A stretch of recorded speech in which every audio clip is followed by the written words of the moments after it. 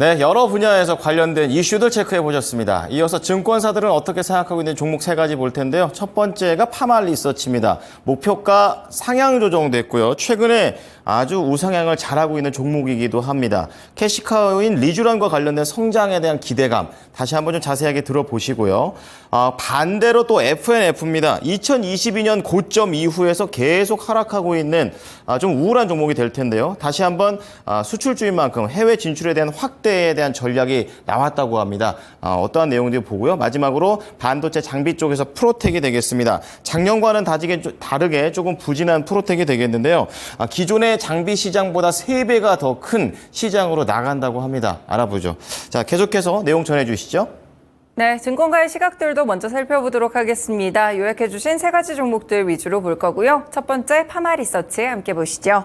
오늘 상상인증권 리포트인데요. 리쥬란에 대한 성장 잠재력 여전히 크다고 평가를 했습니다. 2분기 영업이익은 276억 원으로 전년 대비 16.7% 증가할 것으로 추정되는데요. 지금 의약품과 의료기기 내수 그리고 화장품을 중심으로 기업이 잘 성장하고 있는 모습입니다. 세 가지 성장 포인트들을 짚었는데요. 먼저 리엔톡주를 포함해서 의약품이 크게 성장합니다. 전년 대비 27% 이상 성장할 것이라고 봤고요. 리엔톡주 100단위의 국내 품목 허가와 리쥬란과의 사업 시너지로 인해서 국내 매출도 앞으로 훨씬 더 크게 성장할 수 있을 것이라고 봤습니다.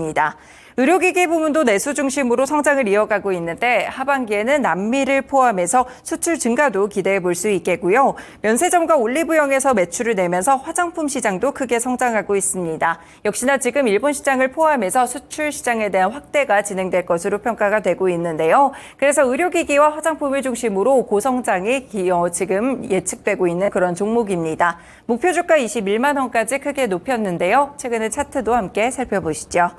네, 파마 리서치 보시면 역시나 미용 의료기기 종목답습니다. 계속해서 상승세를 좀 이어오고 있는 모습들이 펼쳐지고 있는데요. 특히나 4월부터도 이 꾸준하게 건강한 조정 이후에 상승하는 모습들을 보여주고 있는데요. 미용 의료기기와 관련돼서도 아직까지도 이 목표가에 대한 여력이 있다라는 리포트가 있었으니까 파마 리서치도 체크해 보시면 좋겠습니다.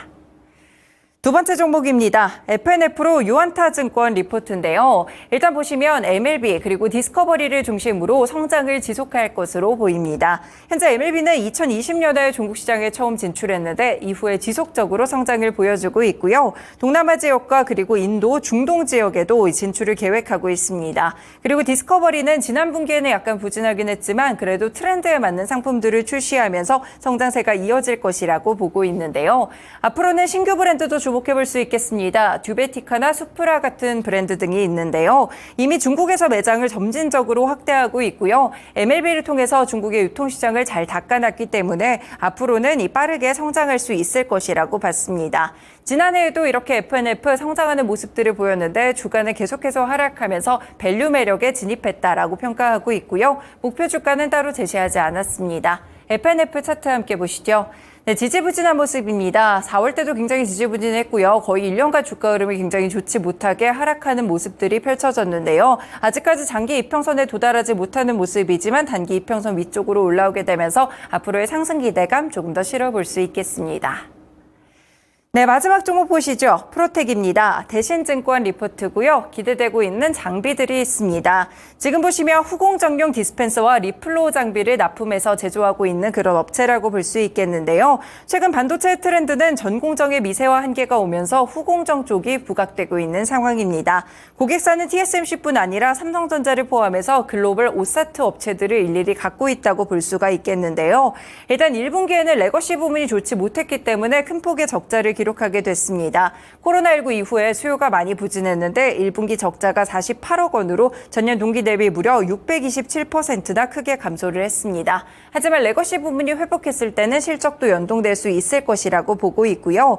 지금 신규 장비인 레이저 본더 장비를 개발하고 있는 상황인데 기존의 리플로우 장비 대비 가격도 3배에서 4배 정도의 가격을 가지고 있다고 하고요. 시장 규모 역시나 3배 이상이라고 합니다. 신규 장비에 대한 기대감 실어볼 수 있겠고요. 목표 주가는 따로 제시하지 않았습니다. 프로텍도 함께 차트 보시죠.